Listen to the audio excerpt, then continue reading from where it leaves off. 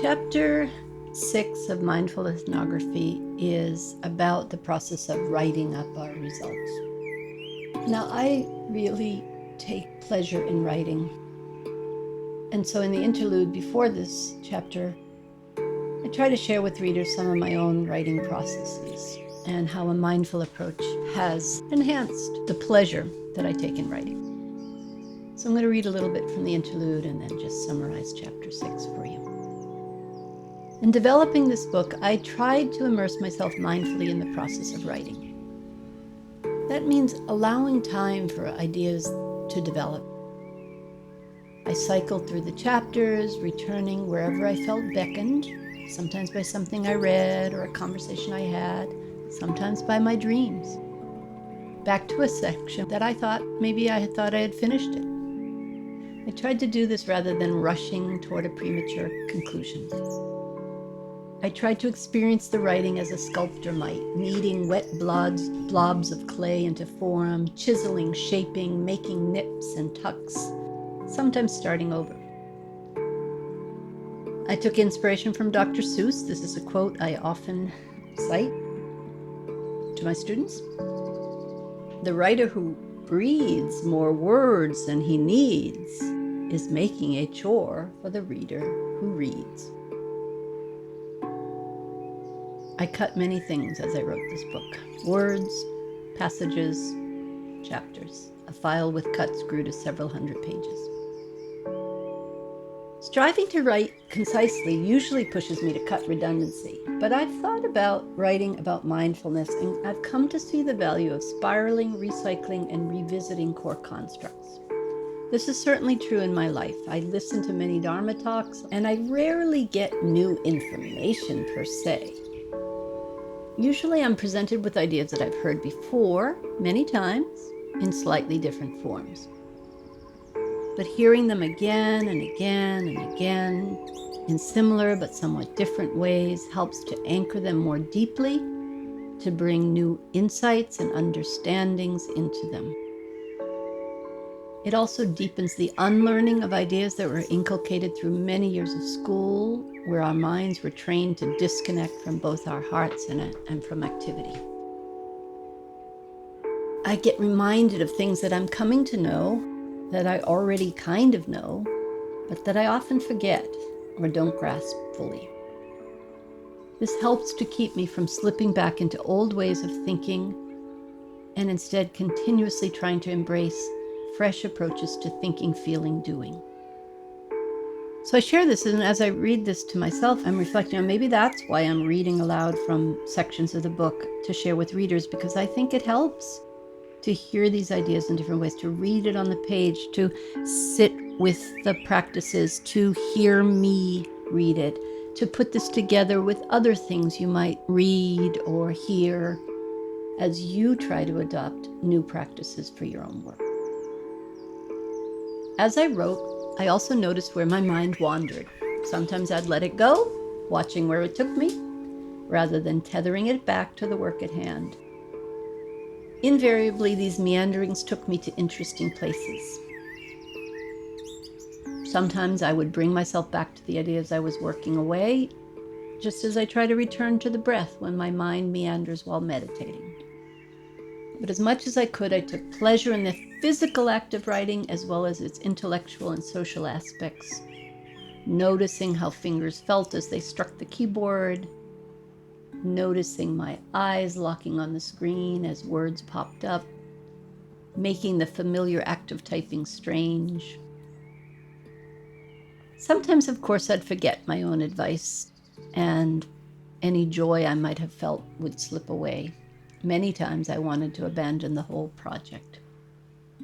Those are the moments when I'd step away from the screen, re-immerse myself in the world, in relationships, and often in nature, quieting the verbal side of my brain. Often there, ideas would bubble up like a fountain from within. There was no need to coax or cajole, to rein it in or force it into alignment. Those are the times it was helpful to have my voice recorder with me, because I could pull out the voice recorder and let the ideas flow. Later, there'd still be a lot of work to do to smooth things out, to fine-tune the wording, to get the ideas just right, or as close to just right as I could. But that felt less like the taming of a wild bull and more like sculpting.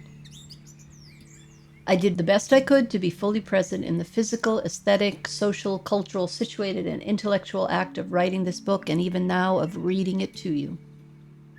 As much as possible, I found pleasure in the process, knowing that I was writing, or in this case, speaking these words at a singular moment in my life, and that this moment, like all others, would pass. I'm really thinking about this moment we're living in September 2020, one of the strangest years on the history of the planet. I'm thinking about the fact that I'm sitting here reading this to you, and I don't even know who you are. And my son is helping me to put this together with music, which allows me to be more present in the aesthetic process of sharing these ideas with the world.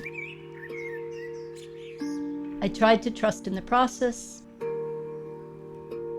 accepting that the book would be done whenever I felt it was ready to put out in the world, and that whatever timeline I might imagine was just an idea.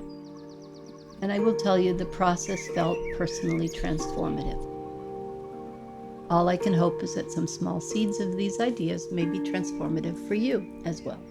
So that's the interlude before chapter 6, which deals with representations or representing our work. And here I think about ways of presenting your ethnography in the final write-up.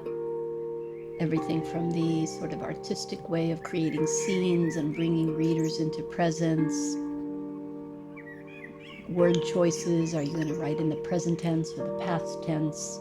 How do you remind the reader that you were there and you are part of the process?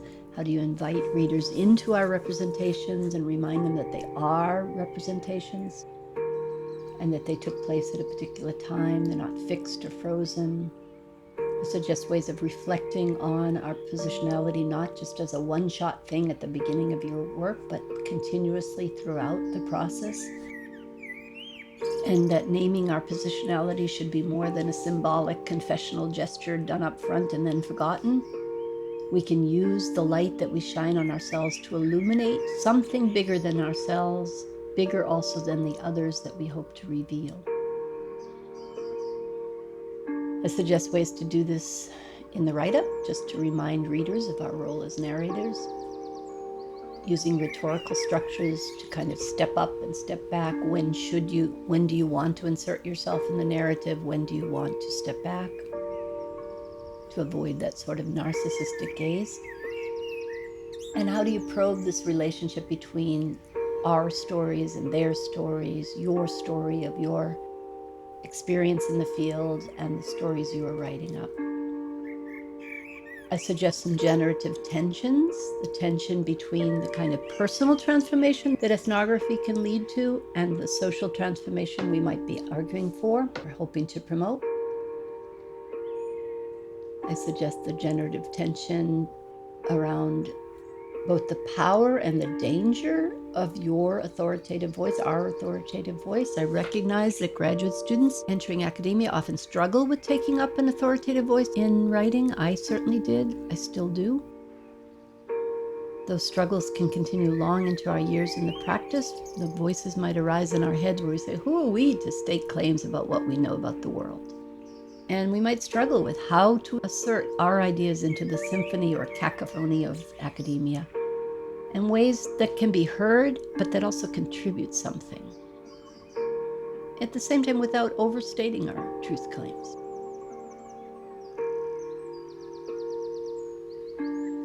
I suggest ways of moving beyond both egos and moving toward ethos. Becoming more aware where fear of rejection or critique might make us want to hide. When critical voices in our own heads start chattering, what do we do? How can we trust in our own core, our own center, rather than turning to others to tell us if this is okay? And which is not to dismiss the importance of getting feedback on our writing. That's imperative.